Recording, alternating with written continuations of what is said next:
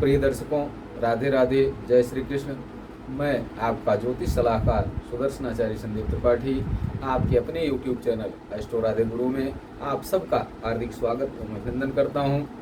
दर्शकों, आज हम बेयस की चर्चा करेंगे, 12th हाउस के लॉर्ड की चर्चा करेंगे, 12वें भाव के स्वामी की चर्चा करेंगे कि यदि चंद्रमा बेयस होकर के 9वें भाव में या एकादश भाव में या पंचम भाव में स्थित हो तो क्या फल होता है, या फिर चंद्रमा स्वराशि में, अपने उच्च राशि में या अपने नवांश में स्थित हो तो क्या फल होता है, या फिर चंद्रमा नवम भाव के, एकादश भाव के या पंचम भाव के नवमांश में स्थित हो तो क्या फल होता है।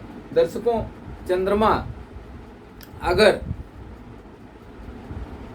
बेयस होकर के 9वें भाव में या एकादश भाव में या पंचम भाव में स्थित हो, अथवा अपनी राशि में, अपनी उच्च राशि में या अपने नवांश में होकर बेभाव में स्थित हो, या चंद्रमा नवम भाव के, एकादश भाव के या पंचम भाव के नवमांश में स्थित हो, तो जातक दिव्य भवन में रहने वाला होता है, दिव्य भवन का उपभोग करता है, जातक पूर्ण सैया सुख प्राप्त करता है, पूर्ण सैया सुख, कंप्लीट बेड एंजॉय करता है, अर्थात गृहस्थ जीवन का पूर्ण सुख प्राप्त करता है, उसे गृहस्थ जीवन का पूर्ण आनंद लेना आता है।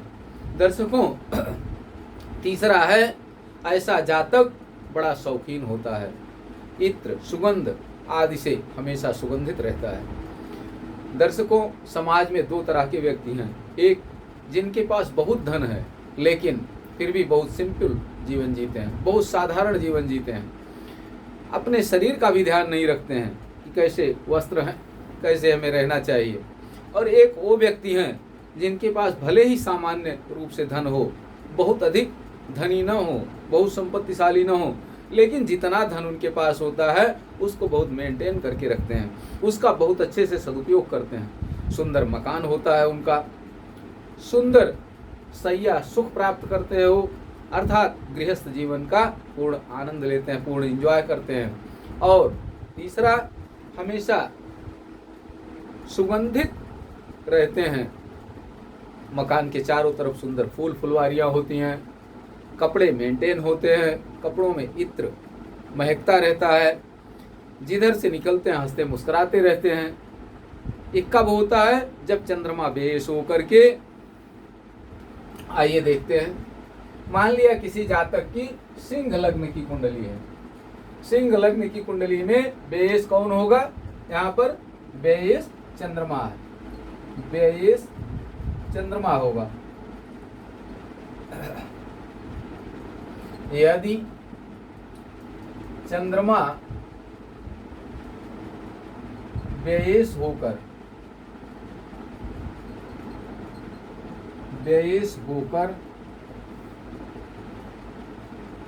9, 11, 5 भाव में स्थित हो,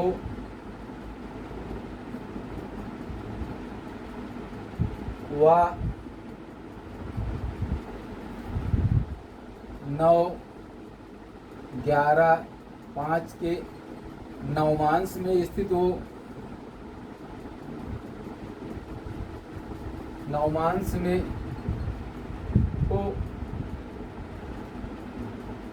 अथवा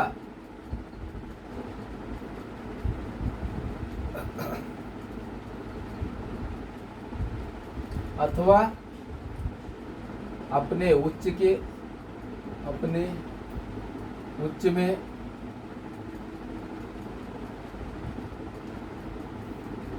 स्वराशि या नवमांश में हो तो जातक दिव्य भवन सैया दैट इज बेड।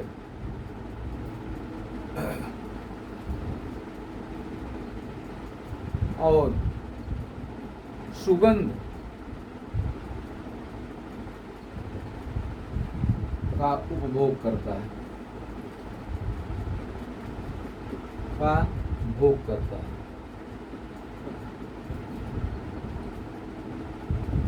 दर्शकों, यदि चंद्रमा बेहश होकर, जैसा सिंहला की कुंडली में चंद्रमा बेहश है, चंद्रमा बेहश होकर 9, 11, 5 भाव में स्थित हो, 9वें भाव में स्थित हो, यहाँ स्थित हो, या 11वें भाव में चंद्रमा स्थित हो, या 5वें भाव में चंद्रमा स्थित, अथवा 9, 11, 5 के नवमांश हो, या फिर 9वें भाव के नवमांश हो। लग्न में मेष राशि है, यहाँ चंद्रमा कहाँ स्थित हो, 9वें भाव के नवमांश में स्थित हो, या चंद्रमा 11वें भाव के नवमांश में स्थित हो, या फिर चंद्रमा 5वें भाव के नवमांश में स्थित हो, अथवा अपने उच्च में कहाँ होगा, जब वृष राशि हो, वृष राशि में स्थित हो, चंद्रमा द्वादशेश होकर वृष राशि में स्थित हो, यहाँ पर स्थित हो, या स्वराशि में हो, द्वादश भाव में स्थित हो, या नवमांश में हो, अपने नवमांश में हो, तो जातक दिव्य भवन, शैया और सुगंध का भोग करता है। अर्थात ऐसे जातक दिव्य भवन में रहते हैं, भले ही धन उनके पास कम हो, लेकिन मकान आलीशान होगा उनका। जितना संपत्ति होगी, जो मकान होगा उसको मेंटेन करके रखेंगे, दिव्य भवन में रहने वाले होते हैं। और दर्शकों, अगर बेहश होकर इन भावों में है तो निश्चित रूप से उनके पास धन होता भी है पर्याप्त, वो धनी होते हैं और दिव्य भवन में रहने का सुख उन्हें प्राप्त होता है, और वो गृहस्थ जीवन का पूर्ण आनंद उठाते हैं, और सुगंध, इत्र आदि के बड़े शौकीन होते हैं। अर्थात अपने को मेंटेन करके रखना जानते हैं। वो समाज में, परिवार में कैसे रहना है, इसका पूरा ध्यान रखते हैं कि उनकी प्रतिष्ठा कहीं से भी धूमिल न हो। दर्शकों, धन की 3 ही गतियां होती हैं, पहला भोग, दूसरा दान और तीसरा नाश।